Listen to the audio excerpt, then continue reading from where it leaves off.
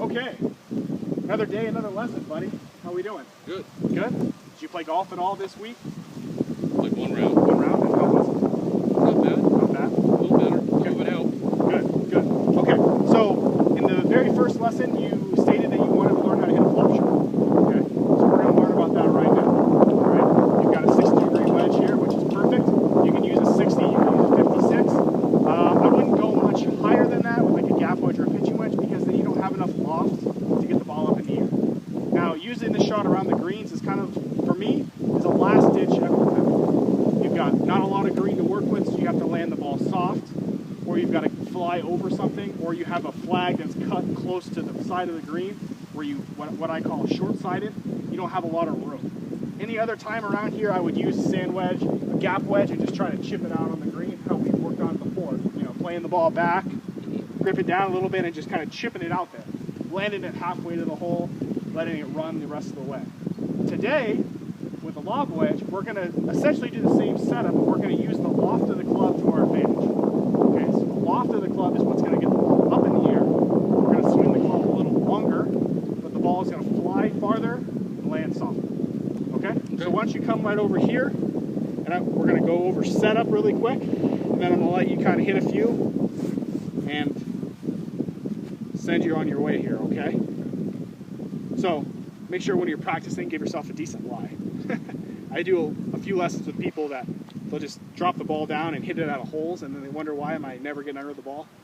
You're out practicing, you're trying to make yourself better, give yourself at least a decent lie to try on, okay? Okay, so just like in a normal chip shot, our feet are going to be a little closer together, but now the ball position is going to be closer to our back foot, okay? In between the middle and our back foot. Okay. We're going to use our lofted club. We're going to set the club down, and we're going to set the club down a little open. Okay? What that's going to do is add loft, get the ball up in the air. After that, your hands still ahead of the ball, just like when we worked on chipping before.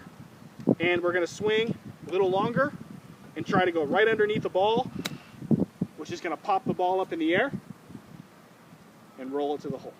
Now, do you notice how I landed that a lot farther to the hole rather than just trying to chip it? If I was hitting a pitching wedge, I would just try to land it just over the fringe here. But now that I have so much loft, I can carry it onto the green because I know with that added loft, the ball is going to have some more spin and it's going to land softer. Does that make sense? It won't release as much. It won't release, right. Okay. Do I have my stance open? You can have your stance a little open, yeah. Go ahead and set up. We're going to just check your setup here. Ball's on our back foot. Okay, our hands are a little ahead of the ball. All right, now go ahead and just make a swing. Go through the ball and underneath it, okay? Okay, how'd it feel? Different. Okay, so what do you notice on that shot?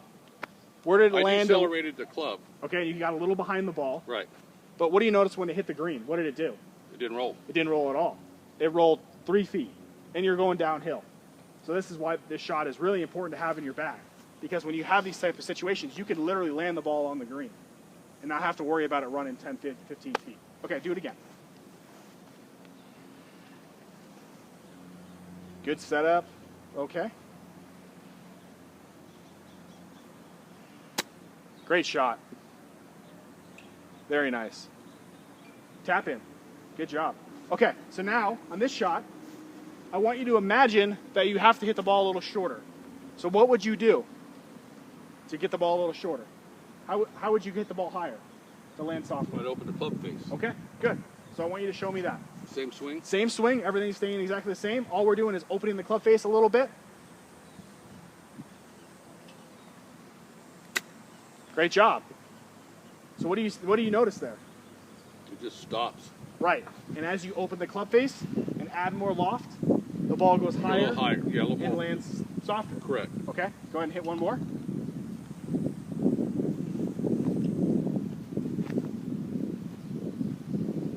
Again, same thing. Good setup, hands are ahead of the ball a little bit, open the club face a little bit more. Okay, make the same swing. Great job. You hit it a little too far, but what do you notice? See how high that went? Yeah. And you only hit it 15, 20 feet, and it goes straight up in the air. So is distance more of an issue with an open club face or taking the club back too far? Taking the club back too far. Okay. So if you have an open club face, the more you open it, you want to swing the club a little longer, but you don't want to swing the club any faster. Okay. Okay? So what a lot of people do is they'll open the club face and then they'll make a really long swing and then speed through it. And sometimes they'll hit it good, but a lot of the times they're going to either blade it or chunk it. I'd rather see you keep the same tempo in your golf swing, but just add a little length as you open the club face. Okay. And the opposite effect when you close the club face. So if you set up to a ball with a more square club face, you're not going to take the club back way back here to hit it to the distance we chose. You're going to only take the club back maybe to here, because the ball is going to roll more and it's going to fly lower. Do you have any questions about that? No, that makes sense. Okay, good job.